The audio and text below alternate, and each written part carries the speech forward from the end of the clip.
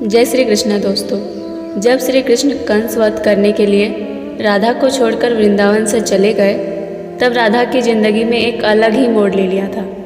राधा का विवाह हो गया, लेकिन वो श्री कृष्ण की याद में जीती और मरती रही। लेकिन राधा ने अपना वैवाहिक जीवन भी ईमानदारी से निभाया। अपने सारे कर्तव्यों से मुक्त होने के बाद राधा अपने अंतिम समय में अपने प्रियतम कृष्ण से मिलने द्वारिका चली गई।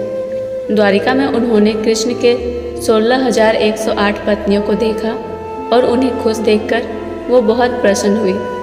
और जब कृष्ण ने राधा को द्वारिका में देखा तो वो उन्हें देखते ही रह गए। राधा और कृष्ण मन में ही एक दूसरे से प्रेम भरी बातें करने लगे। राधा के कहने पर कृष्ण ने उन्हें एक देविका के रूप में नियुक्त किया।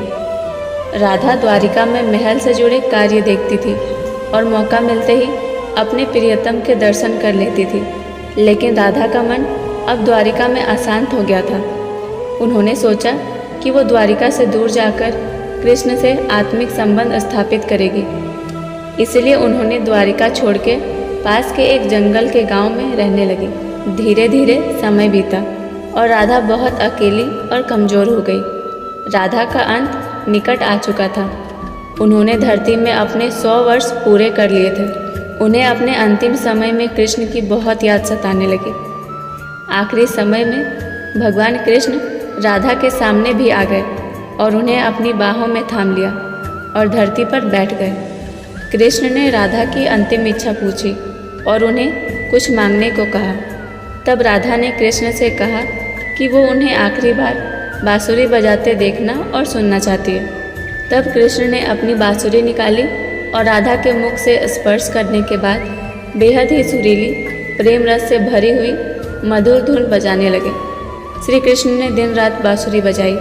बांसुरी की मधुर धुन सुनते सुनते एक दिन राधा ने श्री कृष्ण की गोद में अपना शरीर त्याग दिया और हमेशा हमेशा के लिए अपने कृष्ण में विलीन हो गई। अपनी प्रेमिका की मृत्यु श्री कृष्ण बर्दाश्त न कर सके और उन्होंने अपनी बांसुरी तोड़कर वहीं झाड़ियों में फेंक दी और राधा का मृत शरीर को पकड़कर फूट फूट कर रोने लगे। दोस्तों, उस दिन के बाद श्री कृष्ण ने जीवन में कभी बांसुरी नहीं बजाई। राधा 100 वर्षों के विरह के बाद अपने कृष्ण में विलीन हो गई और उनका प्रेम हमेशा हमेशा के लिए अमर हो गया। तो दोस्तों, अब बताइए कि आपको ये वीडियो कैसी लगी। अगर अच्छी लगी है तो लाइक कर दीजिए और इसी तरह की जानकारी के लिए हमारे इस चैनल को सब्सक्राइब करना मत भूलिए। जय श्री कृष्ण। राधे राधे।